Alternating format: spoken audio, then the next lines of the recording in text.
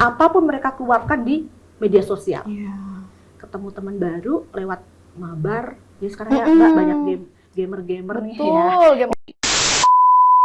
Anak-anaknya tidak bisa membalas ke orang tuanya. Membalas ke sekolah, teman. ke sekolah ketemu teman yang pinjam istilah mereka lagi cupu gitu ya. Wah ini bisa nih, saya tindas nih.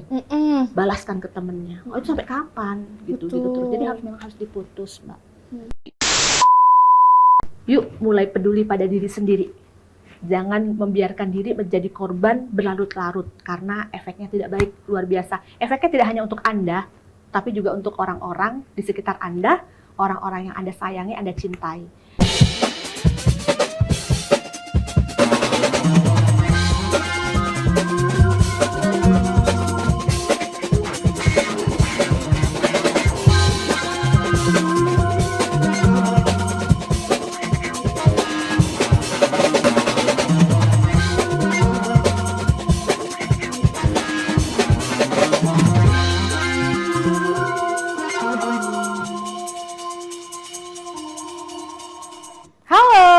Welcome to Podcast Too Much, studio penuh manfaat.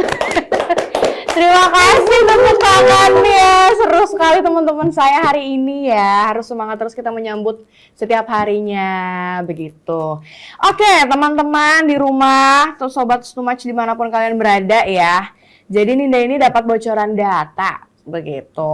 Jadi katanya angka kekerasan perempuan dan anak di Kaltim itu tercatat hingga bulan Juli tahun 2024 itu adalah sebesar 569 kasus. Nah, itu lumayan cukup besar sekali ya kalau tercatat hingga Juli. Itu baru Juli nih ya, belum sampai yang bulan-bulan setelahnya gitu ya. Agustus, September sampai dengan Oktober begitu ya. Nah, jadi hari ini kita mau ngobrolin tentang kekerasan pada perempuan dan anak begitu. Makanya hari ini kita sudah ketemu sama Ibu atau Mbak ya, Mbak Betty. Halo Mbak Betty, apa kabar? Baik, Mbak Ninda. Baik. Selamat pagi. Semoga semangat terus. Oke, jadi Mbak Betty ini adalah selaku Satgas Bidang PPA atau Perlindungan Perempuan dan Anak Ya, betul, Mbak Ninda. dari Dinas Pengendalian Penduduk Keluarga Berencana Pemberdayaan Perempuan dan Perlindungan Anak. Panjang namanya Mbak ya. Mbak. Urusannya juga banyak. Oh urusannya juga banyak begitu iya. ya. Apa aja nih yang diurus nih biasanya nih Mbak? Iya, jadi di sini itu diampu oleh ada satu badan, BKKBN. Itu BKKBN, oke. BKKBN itu di situ ada keluarga berencana, pengendalian penduduk ada di situ. Kemudian satu lagi yang mengampu itu Kementerian PPPA. Nah, itu urusannya memang pemberdayaan perempuan dan perlindungan anak. Nah, itu ada di bidang saya, diampunya di Kementerian PPPA. Oke. Iya. Nah, itu seperti yang tadi sudah Ninda katakan di awal nih Mbak ya. Kalau misalkan di Kaltim itu tercatat hingga Juli 2024 itu tercatat sebesar 569 kasus kekerasan pada perempuan dan anak. Memang seperti itu Mbak. Datanya tuh real ya? Banyak ya Mbak ya, memang itu kan Sekaltim ya. Sekaltim itu kumpulan dari semua kabupaten kota, 10 kabupaten kota pastinya. Itu data real Mbak. Data real ya? Data real, dan kami semua di kabupaten kota itu punya satu sistem aplikasi yang sama, itu namanya Simfoni PPA. Simfoni PPA, oke. Sistem informasi untuk pencatatan data korban kekerasan khusus anak dan perempuan. Jadi kami semua sama, pasti tarikannya dari data itu. Jadi benar-benar ya sebesar itu. Ya. Angkat apa atau tingkat kekerasan pada perempuan dan anak untuk di Kalimantan ini Mbak ya? Itu yang terlapor loh ya Mbak? Iya betul. Belum ada ya. Belum lagi yang mungkin memutuskan untuk tidak melapor begitu ya. Betul. Oke, nah jadi seberapa sering sih Mbak kasus kekerasan terhadap perempuan dan anak terjadi di Kutai Barat? Nah iya kita belum info dulu ke teman-teman Too Much ya kalau kita sekarang sudah ada di Kutai Barat begitu. Jalan-jalan ke Kutai Barat. Nggak ada lanjutannya tapi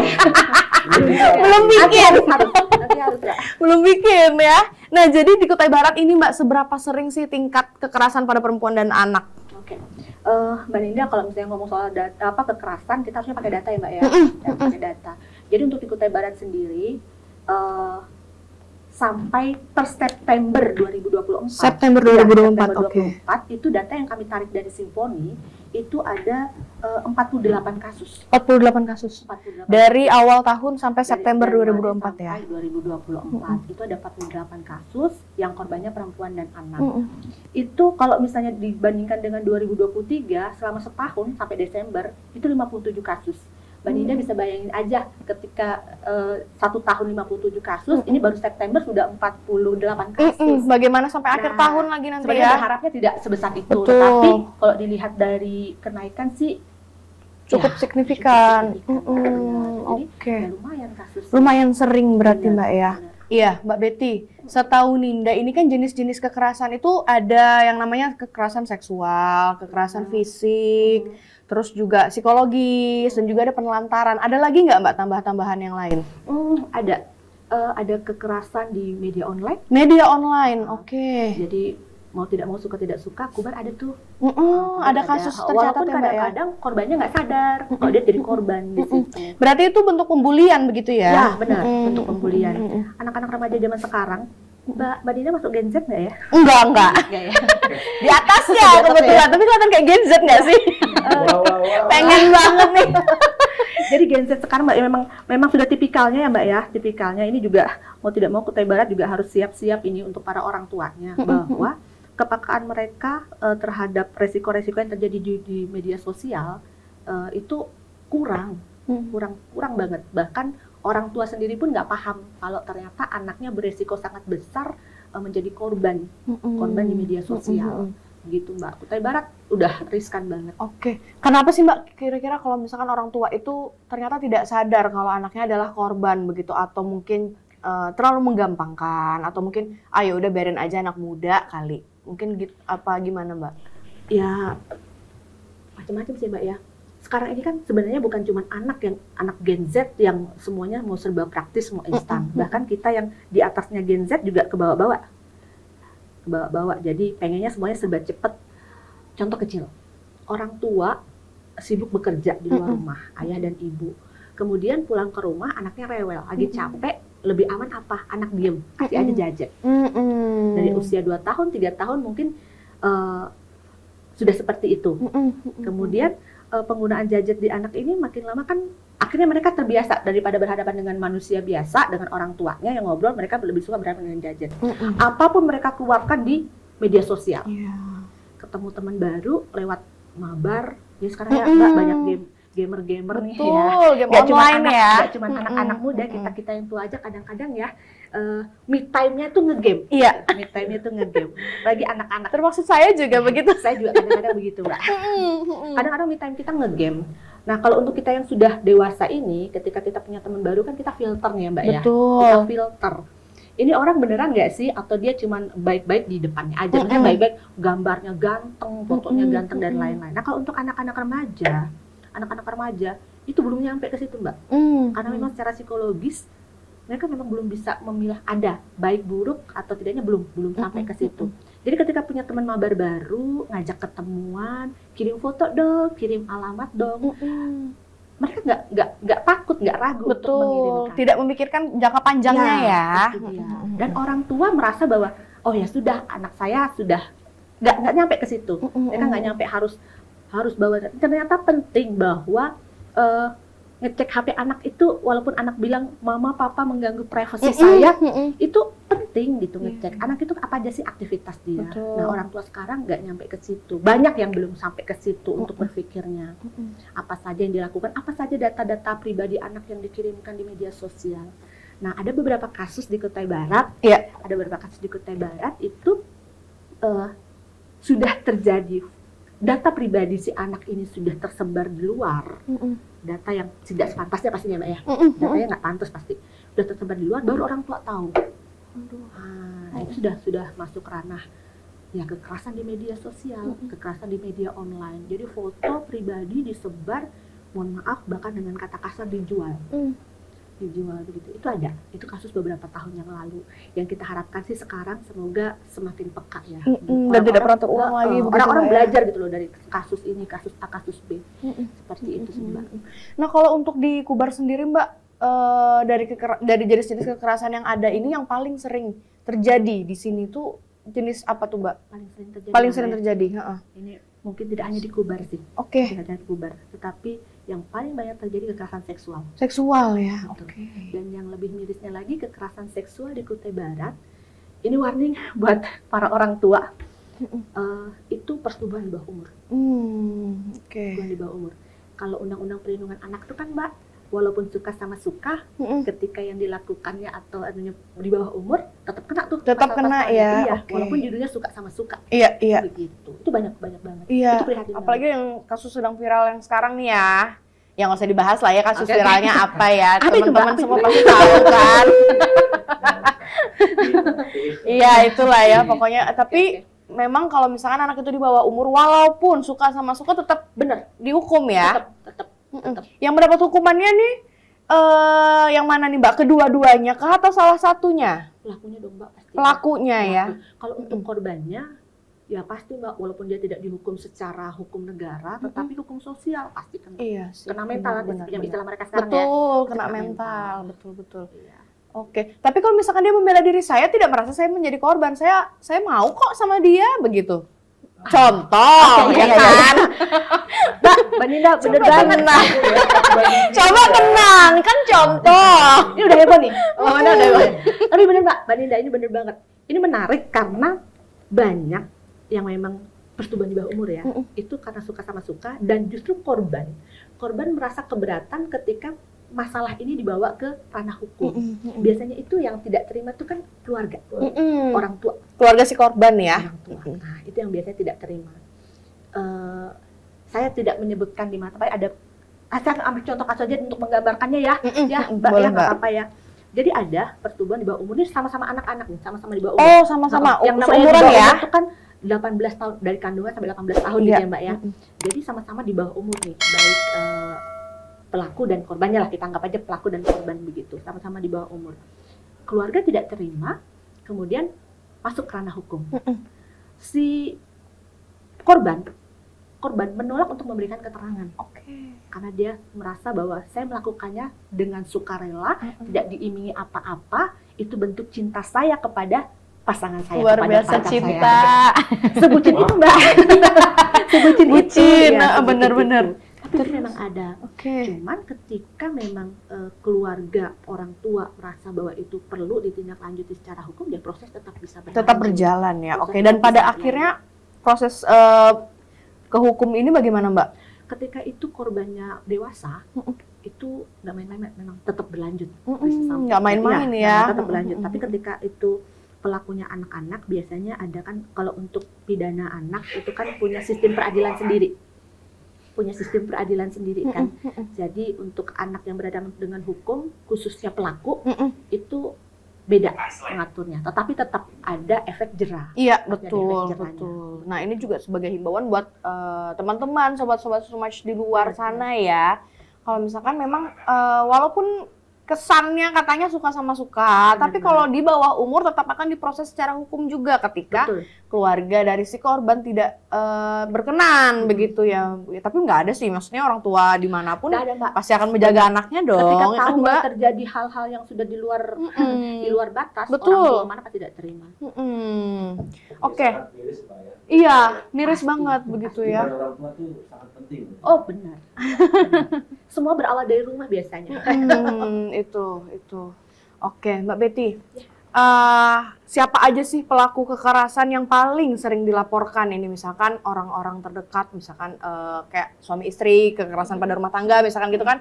Sang suami yang melakukan kekerasan pada istri dan anak, misalkan begitu. Atau mungkin orang asing bahkan sekalipun. Ini yang paling sering dilaporkan yang ada di Kubar ini yang mana tuh Mbak? Jadi untuk tahun 2024 ini Mbak, untuk pelaku ini agak beragam. Oke. Untuk 2024 pelaku agak beragam. Jadi orang asing ada, yang baru ketemu nih ya, walaupun baru kenalan gitu ada. Terus kemudian orang terdekat ada, yang kita pelaku yang kita tidak kita sangka menjadi pelaku, yang kita harapkan itu adalah justru pelindung anak, itu ada. Orang tua kandung ya Mbak ya, orang tua kandung ada. Dan kasusnya bukan kekerasan fisik, kekerasan fisik yang mungkin ya karena dengan alasan dia mendisiplinkan anak dan lain-lain begitu ada. Tapi ini kekerasan seksual, orang tua kandung Mbak. Orang tua kandung.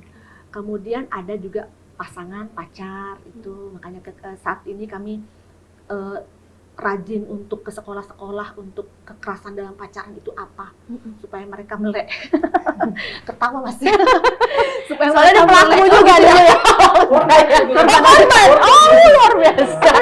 Korbannya nggak melulu soal perempuan dan anak loh Mbak, ada yang korbannya Laki-laki juga ada ya. Boleh kita ngobrolin nggak sih Om? Jadi bintang tamu juga nggak nih? Jadi itu Mbak, jadi memang lagi gencar-gencarnya kekerasan dalam pacaran. Karena pasangan ada, Oh, pasangan yang belum oke. menikah pacarnya lah. Pasti ya. pacaran begitu ya. Kemudian keluarga deket, om, gitu, yang dianggap om. Ada Jadi gitu yang ya. 2024 ini agak beragam. Oke, Mbak, gimana kalau misalkan gini kasusnya ya, contoh gitu. Mereka pacaran nih, terus si pacar entah yang cewek atau yang cowok itu melakukan kekerasan fisik ya secara memukul ataupun seperti apa begitu ya. Ketika marah, mungkin temperamen tinggi begitu kan, nggak sengaja mungkin memukul atau seperti apa begitu. Nah, tapi si korban ini merasa oh dia nggak berniat kok untuk mukul saya, dia sengaja begitu gitu ya. mungkin karena dia marah, karena dia tuh sayang sama saya gitu, Oke. misalkan. Kayak gitu tetap bisa diproses secara hukum, Mbak? Ketika ada laporan tetap bisa Begitu diproses. ya. Ketika Tapi yang melaporkan bukan si korban begitu? bisa. Bisa tetap Bisa. ya? Jadi begini Mbak, dalam Undang-Undang Perlindungan Anak itu siapapun bisa melaporkan. Oke. Ketika melihat, mendengar, itu tidak harus korban, tapi siapapun bisa melaporkan. Seperti itu. Jadi ketika memang ada indikasi kekerasan, bahkan resikonya mungkin bahkan nyawa gitu ya, memang harus dilaporkan. Bahkan ketika ada kasus, ada kejadian kekerasan, ada yang melihat tetapi tidak melaporkan, korbannya anak, itu yang tidak melaporkan ini tadi, melihat tapi tidak melaporkan, itu ada pasalnya juga Mbak. Oke. Iya, jadi nggak main-main, memang Iya. Undang-Undang Perlindungan Anak, pemerintah memang atur sedemikian rupa sih, Mm-mm. karena anak itu memang yang beresiko paling tinggi untuk jadi korban, gitu. Nah, kalau untuk korbannya nih Mbak ya, siapa aja kelompok usia? Nih misalkan ada kelompok usia kan yang usia lanjut, misalkan atau di bawah umur, itu usia dewasa mungkin, atau ada yang kategori latar sosial nih Mbak. Oke. Itu yang paling banyak Yang paling banyak membuat laporan atau yang dilaporkan begitu, gimana tuh Mbak? anak dan remaja. Mbak. Anak dan remaja paling Anak dan banyak di remaja, sini Mbak paling ya? banyak, paling banyak. Korban perempuan juga ada, tetapi nah ini korban perempuan ini fenomenanya si gunung es ya Mbak ya, fenomenanya gunung es yang melaporkan sedikit tetapi kasus banyak. Saya boleh jelasin dikit ya Mbak, Simponi PPA ini kan operatornya itu banyak. Oke. Ada dari rumah sakit, ada dari kepolisian, ada dari kami di Satgas PPA. Mm-mm. Jadi ini kumpulan. Nah, yang melapor untuk visum di rumah sakit itu banyak, tetapi kasus yang terus untuk kasus perempuan ya, untuk kasus perempuan yang dewasa itu sedikit. Oh, oke. Nah, itu Kenapa ada yang tuh Mbak? Nah, ini saya kurang tahu sih Mbak, kalau kasus-kasus KDRT ini kan sensitif ya urusannya ya. Karena urusan rumah tangga, Urusan begitu ya, rumah terkait tangga, rumah tangga. aib. Betul. Karena orang kan merasa bahwa ketika aku lapor, aku membuka aib Betul. rumah tanggaku. Kemudian kedua, ketika aku melapor, ini sih analisa masyarakat sih Mbak ya, yang beberapa kasus yang pernah kami dampingi dan tidak lanjut. Itu wanita perempuan masih sangat tergantung secara ekonomi pada suaminya. Ketika saya nanti lapor, suami saya di penjara, terus saya sama anak-anak saya bagaimana? Tidak ada yang menafkahi anak Itu saya, dia. misalkan seperti itu ya. Itu yang sekarang masih berusaha keras kami itu sih dampingi untuk ketika memang ada kasus-kasus ke KDRT ini kan Mbak, ketika dia sudah sampai dilaporkan berarti sudah lebih dari sekali biasanya. Lebih dari sekali. Dan itu memang alasannya itu sama selalu hilap. Seperti yang Mbak Dinda tadi bilang ya. Temperamen Nggak tinggi, nggak sengaja, aku capek kepukul banget gitu ya. Iya, aku capek banget. Tapi hilap itu 2-3 kali kan nggak hilap namanya Betul. Mbak. Nah, nggak hilap. Jadi biasanya ketika itu sudah dilaporkan atau orang sudah minta visum, si perempuan istri atau sudah minta visum itu berarti sudah terjadi lebih dari sekali biasanya. Nah, tetapi ketika sudah terjadi lebih dari sekali, kenapa dia tidak lanjut ke aparat penegak hukum? Biasanya karena alasan-alasan yang tadi saya sebutkan tadi Mbak, aib keluarga. Kemudian saya nanti bagaimana? Seperti itu. Atau keluarga yang sudahlah, kita bicarakan saja baik-baik ini. Begitu. Menempuh jalan damai begitu Menempuh jalan ya. damai. Oke Mbak. Seperti itu. Berarti menurut Mbak Betty secara tidak langsung nih perempuan ini wajib independen begitu Mbak ya? Maksudnya tidak bergantung kepada suami misalkan atau bergantung kepada orang lain begitu ya? Ya sebenarnya perempuan-perempuan zaman sekarang kan ya Mbak ya, nggak ngajarin sebagai independent woman banget gitu enggak. Karena ya ketika kita menjadi seorang istri dan ibu, seperti apapun kita di luar, ketika kita kembali ke rumah ya kembali lagi tugas dan kewajiban kita sebagai seorang istri dan ibu. Tetapi ketika memang hak kita memang dilanggar dan lain-lain, apalagi sampai kita mendapatkan kekerasan yang resikonya adalah nyawa dan lain-lain. Mental sekarang itu selain nyawa Mbak, Mbak. Kesehatan betul, mental betul. perempuan itu betul-betul harus diperhatikan. Gitu kan? Ya, harus lapor. Harus lapor. Jangan takut untuk keluar atau hidup sendiri atau memulai hidup baru atau bagaimanapun, jangan takut. Segala sesuatu tuh harus rantai setan. Saya anggap KDRT yang tidak dilaporkan itu menjadi rantai setan. Itu harus diputus. Mbak Ninda bayangkan ketika ibu mendapatkan KDRT dari suaminya. Iya. Seorang istri mendapatkan KDRT dari suaminya. Terus si ibu ini karena merasa dia tidak bisa membalas suaminya, dia lanjutkan lagi ke anak-anaknya. Iya, ada begitu berantai Oke. gitu tadi ya. Anak-anaknya tidak bisa membalas ke orang tuanya. Membalas Ke sekolah, teman. ke sekolah ketemu teman yang pinjam istilah mereka lagi cupu gitu ya. Wah, ini bisa nih, saya tindas nih. Balaskan ke temennya. Oh, itu sampai kapan gitu Betul. terus. Jadi memang harus diputus, Mbak. Seperti itu Mbak Ninda. Iya, betul. Atau mungkin kepada anaknya yang mungkin tidak bisa melampiaskan ke temannya begitu, tahu-tahu membekas gitu ya, membekas menyimpan dendam gitu, sampai nanti dia punya keturunan sendiri, dia akan melakukannya Betul. kepada anak-anaknya Betul lagi, begitu Kak ya. Betul banget. Berarti memang harus segera diputus Segera begitu diputus. ya, jangan sampai jadi rantai setan tadi Betul. kan. Betul. Kan katanya kan ibu bahagia itu suami dan anak pasti 2 kali, 3 kali lebih bahagia. Begitu kan Mbak. Ketika ibunya menerima kekerasan, ya sudahlah, kita nggak tahu bagaimana anak itu bisa sekolah dengan baik. Seperti itu.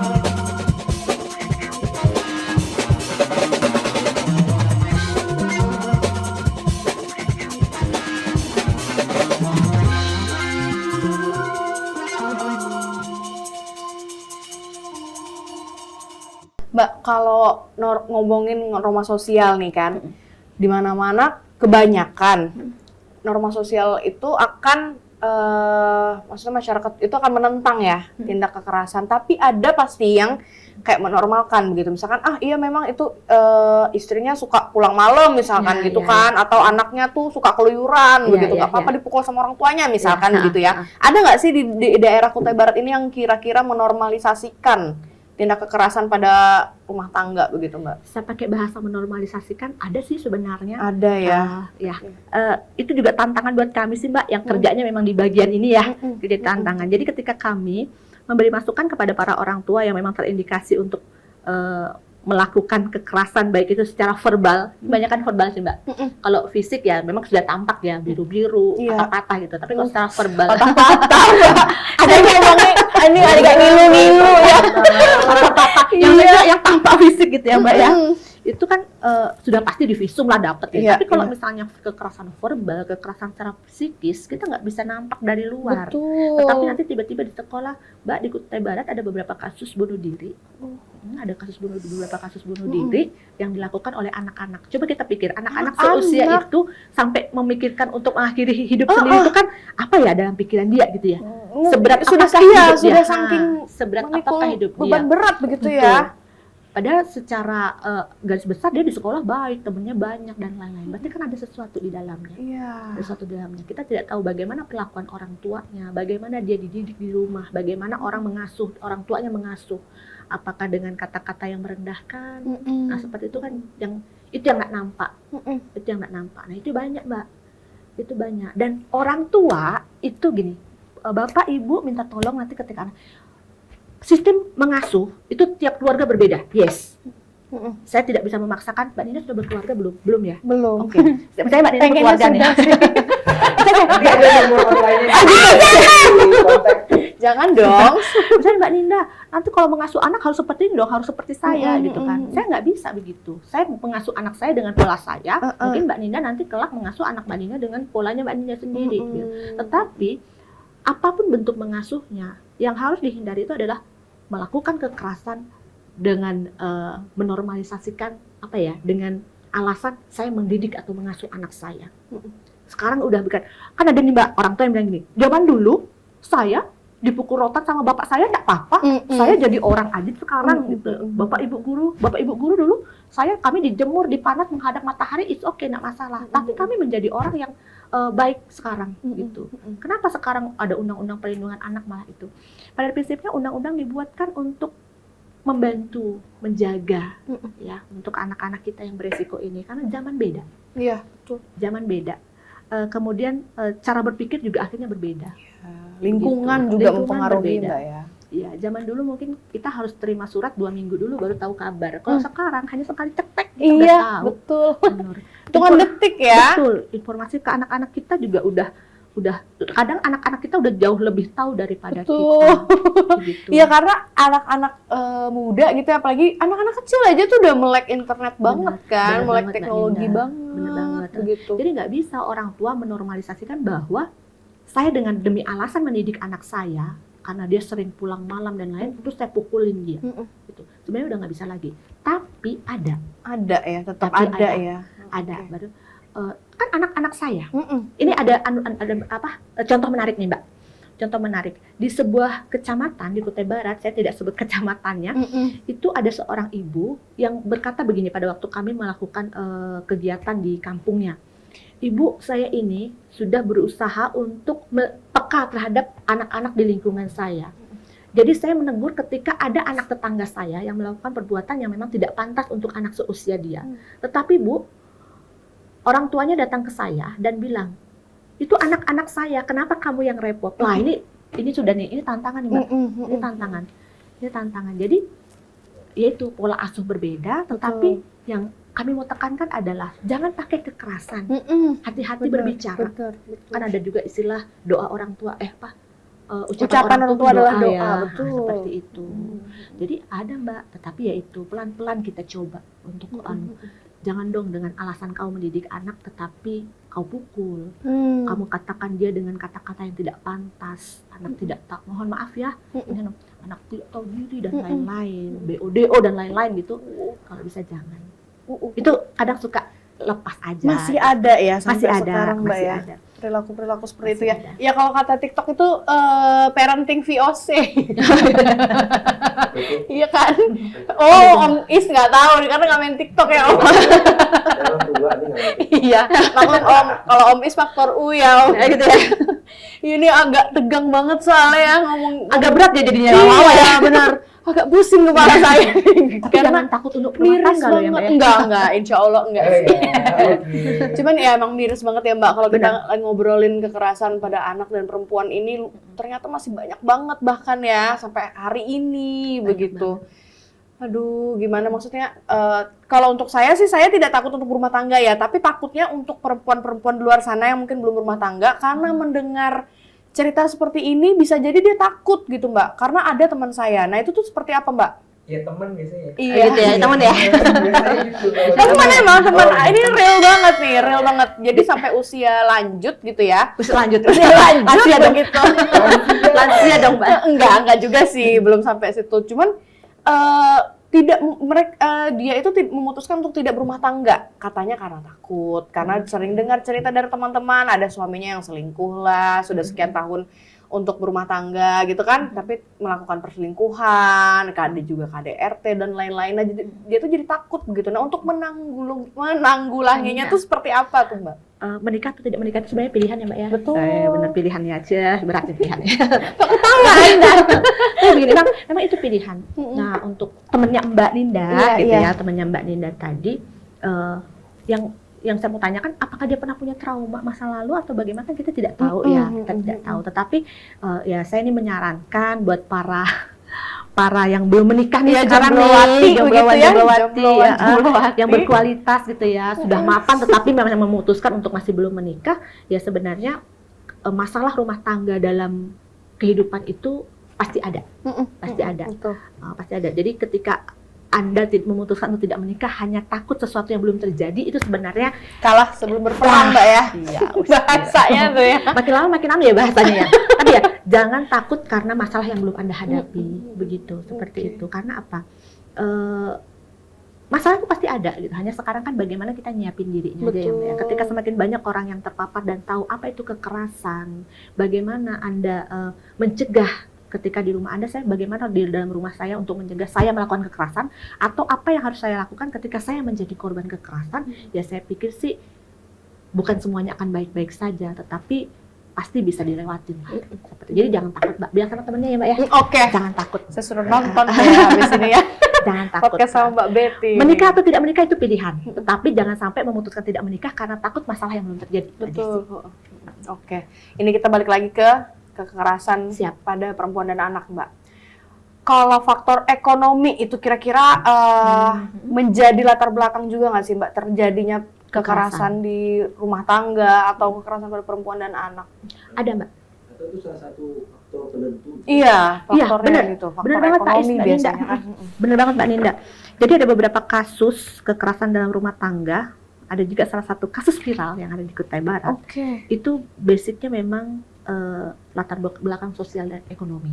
Sosial dan ekonomi. Jadi ketidakmampuan seseorang, apalagi orang tua, untuk memenuhi kebutuhan ekonomi dalam keluarganya, itu kan menimbulkan stres yang besar ya. Menimbulkan stres yang besar. Ketika orang tua ini tidak mampu untuk manajemen stresnya dengan baik, korbannya siapa? Korbannya adalah orang-orang lemah yang ada di rumah.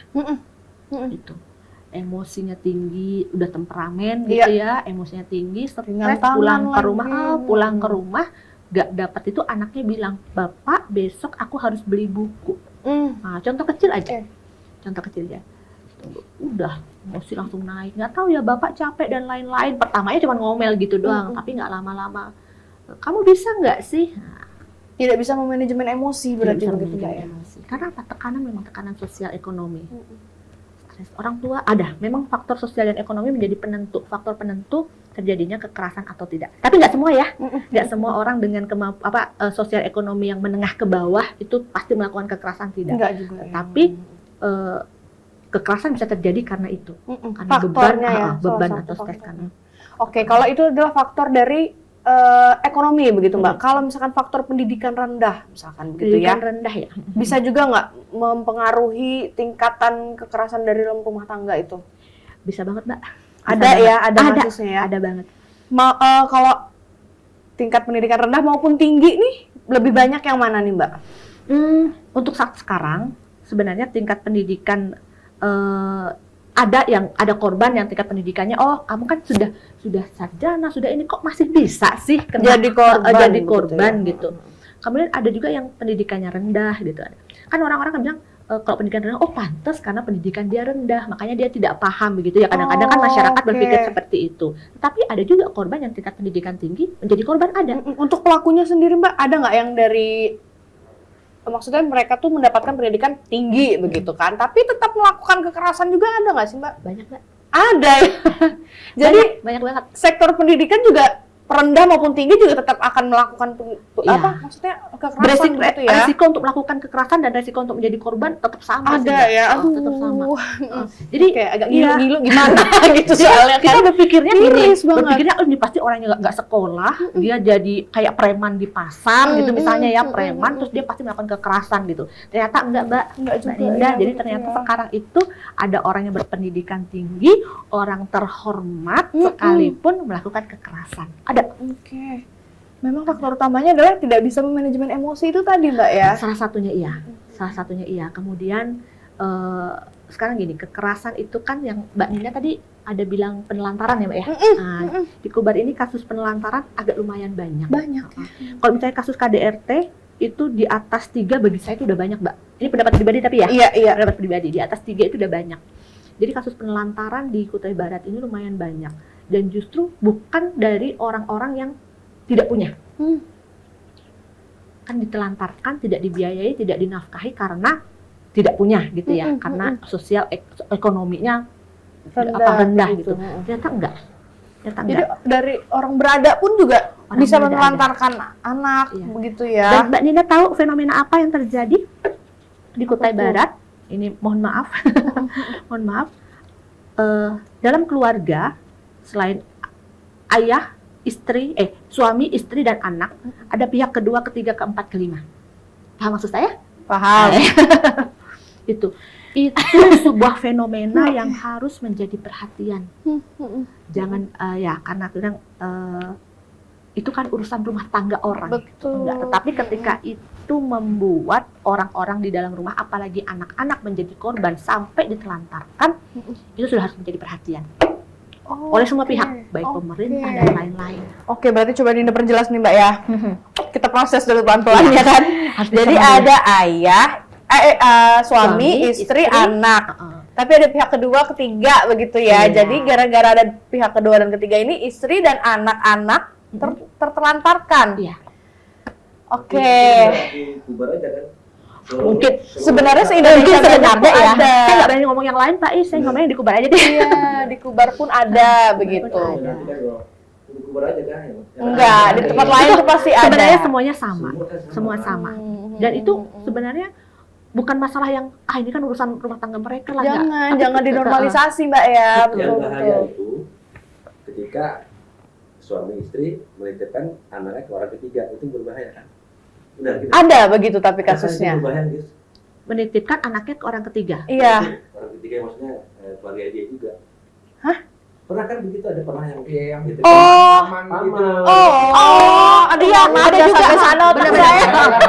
Ada benar-benar. Saking mirisnya. Benar, Di ada. daycare pun juga ada. Di daycare pun ada, benar. Itu boleh berbahaya. Heeh. Di daycare pun Itu, ada. Kekerasan pada anak di daycare gitu ya. Betul. Gituin gitu kan. Oh, seperti kasus baru-barusan ini di sosmed ya. Iya. Anaknya dititipkan ke daycare gitu Mbak. Tapi ketika dikasih makan kalau nggak salah Iya, kan, benar. tertangkap CCTV. Jadi makanan itu kayak Di on paksain gitu ya. Akbar, anak bayi loh itu.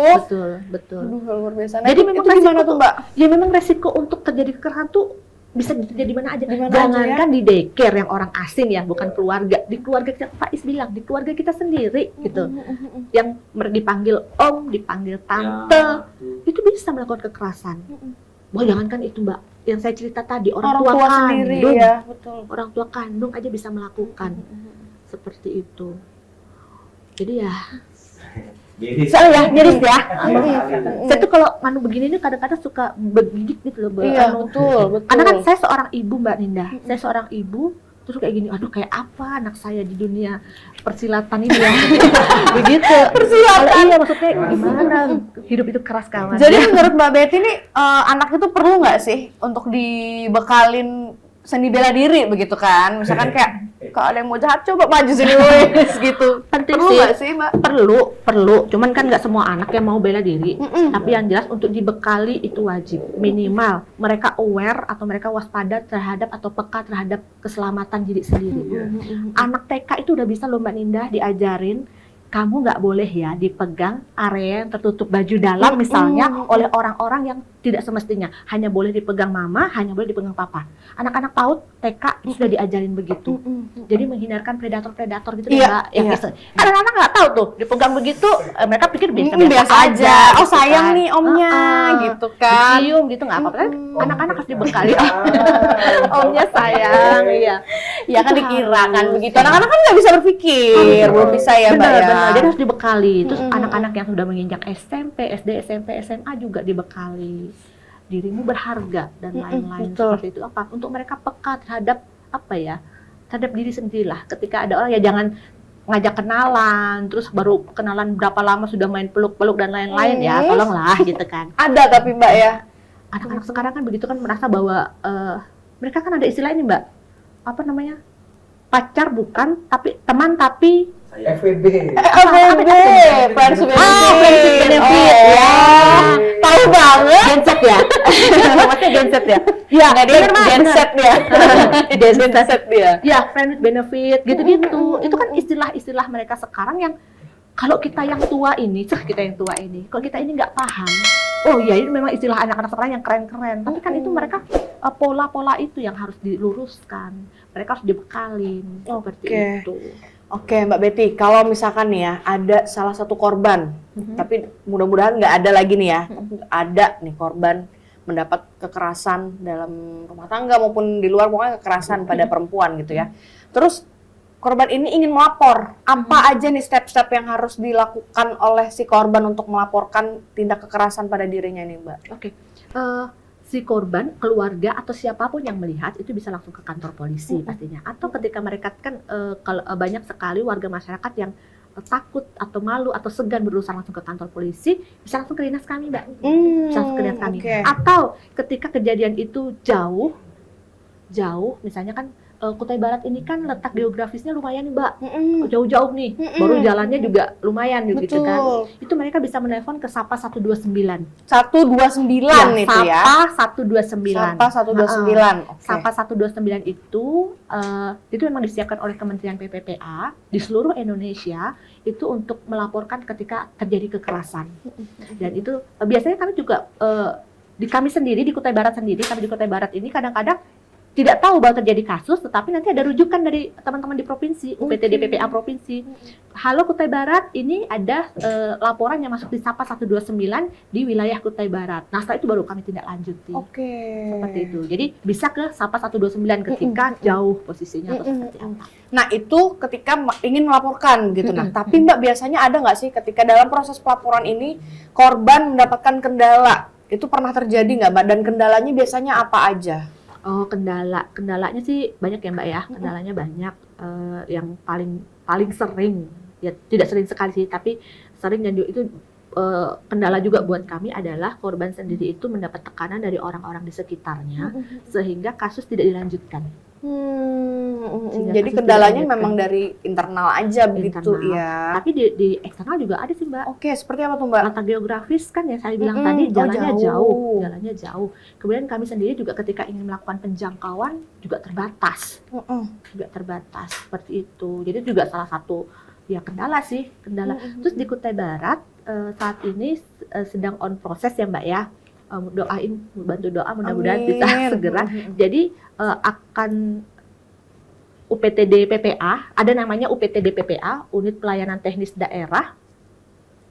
Unit Pelayanan Teknis Daerah itu yang baru dibentuk, tapi belum jadi. Nah, itu nanti khusus memang wadah atau lembaga yang disediakan untuk menangani dan mendampingi korban. Oke, Mbak, kalau dari Mbak Betty sendiri, ada nggak sih program pencegahan untuk para perempuan atau anak-anak di luar sana supaya tidak mendapatkan kekerasan begitu, Mbak? Ada nggak program pemerintah? Dari kantornya ya? Dari kantor. Program pemerintah kan untuk pencegahan begitu, siap. Mbak? Kalau pastinya kita masif ya ke kampung, kecamatan, sekolah, pasti ke kelompok-kelompok masyarakat ya. Tapi di kantor kami saat ini ada layanan yang namanya Puspaga, Pusat Pembelajaran Keluarga. Itu layanan itu kliennya itu bisa dari bayi sampai lansia. Dan layanan itu free. Jadi ini sekaligus promosi buat warga masyarakat, itu free. Diharapkan sebelum terjadi kasus, sebelum terjadi kejadian, itu bisa kami tangani di Puspaga. Jadi Puspaga fungsinya adalah pencegahan. Silakan kalau misalnya mau datang di kantor kami, pelayanan sementara ini jam kerja, dan ke depan akan diupayakan online, layanan online seperti itu, tapi sedang on proses. Tapi semuanya silakan ketika ada tentang pola asuh, komunikasi antar pasangan, guru dan anak didik di sekolah, dan lain-lain bisa datang ke Puspaga. Itu salah satu program yang saat ini sedang diunggulkan oleh dinas kami. Seperti itu. Oke. Mbak, kalau ngomongin soal korban nih, korban sudah mendapatkan kekerasan begitu, terus sudah ditindaklanjuti juga secara hukum dan lain-lain. Tapi kan kalau kita ngomongin psikis, dia pasti bisa aja terjadi trauma begitu kan. Nah, ini bagaimana proses pemulihannya, Mbak? Ada nggak dari program pemerintah yang menanggulangi begitu? Baik Mbak Ninda, jadi saat ini untuk Kabupaten Kutai Barat, khususnya di Dinas P2KBP 3A, bidang kami itu mendapatkan kucuran dana dari pusat. Dan salah satu dana itu diperuntukkan untuk kerjasama dengan tenaga ahli. Salah satu tenaga ahli itu adalah tenaga psikolog. Jadi jadi saat ini kami buat kerjasama MOU dengan tenaga psikolog klinis itu untuk hal ini, Mbak, yang Mbak Ninda tadi, pemulihan atau trauma healing buat korban-korban yang mengalami deep trauma seperti itu. Itu kami lakukan memakai dana pusat. Begitu. Jadi sangat berterima kasih sekali sih kami bantuan-bantuan. Berarti juga memang sudah dibantu dari cara pelaporan, dari awal pelaporan begitu ya. Tindak lanjutinya juga pelaporan itu dan juga sampai benar-benar sembuh gitu, healing Iya. gitu Mbak ya. Heeh. Hilang traumatis dan lain-lain Iya, begitu. benar, Oke, Mbak Betty, satu pertanyaan lagi, harapannya nih Mbak untuk para perempuan dan anak-anak di bawah umur di luar sana yang mungkin mendapatkan kekerasan tapi tidak berani melapor, itu kan pasti ada juga kan Mbak ya. Iya. Nah itu bagaimana Mbak? Closing Oke. statement-nya boleh di sebelah sini. Baik. Ya, buat para korban, baik yang Anda sadari atau tidak sadar, perempuan dan anak, yuk mulai peduli pada diri sendiri. Jangan membiarkan diri menjadi korban berlarut-larut, karena efeknya tidak baik, luar biasa. Efeknya tidak hanya untuk Anda, tapi juga untuk orang-orang di sekitar Anda, orang-orang yang Anda sayangi, Anda cintai. Jadi, mulai beranikan diri Anda untuk speak up, ngomong, gunakan kami, lembaga-lembaga yang memang sudah disediakan oleh pemerintah untuk membantu dan mendampingi Anda melalui masa-masa sulit Anda. Seperti itu. Untuk orang tua, Mbak. Untuk orang tua, baik. Bapak Ibu, sesama orang tua, karena saya juga orang tua nih, Iya. sama orang tua, yuk juga lebih peka pada anak-anak. Jangan biarkan mereka melewati masa-masa anak-anak mereka sendirian. Ya, waktu mereka bersama kita tidak banyak. Ya, waktu mereka bersama kita tidak banyak. Jadi gunakan waktu dengan baik. Bekerja tidak akan ada habisnya, tetapi bersama dengan mereka ada batasnya. Jadi mulai berpikirlah untuk, yuk weekend Anda habiskan dengan anak. Yuk mulai ngomong dengan anak, ngobrol dengan anak. Mbak Betty, terima kasih. Sama-sama, Mbak Ninda. Sudah mau ngobrol-ngobrol bareng Sama-sama. kami dari podcast Too Much begitu ya. Semoga sehat selalu Mbak Amin, Betty. amin, amin. Sama doa yang Semoga sama. juga kasus-kasus kekerasan pada anak dan perempuan di luar sana menurun begitu Mbak ya. Jangan Semoga. meningkat Amin. tapi menurun Amin, amin. begitu ya. Amin. Oke, akhirnya saya Ninda dan juga Mbak Betty pamit, beserta juga teman-teman Too Much pamit undur diri. Jangan lupa saksikan di episode selanjutnya. Bye!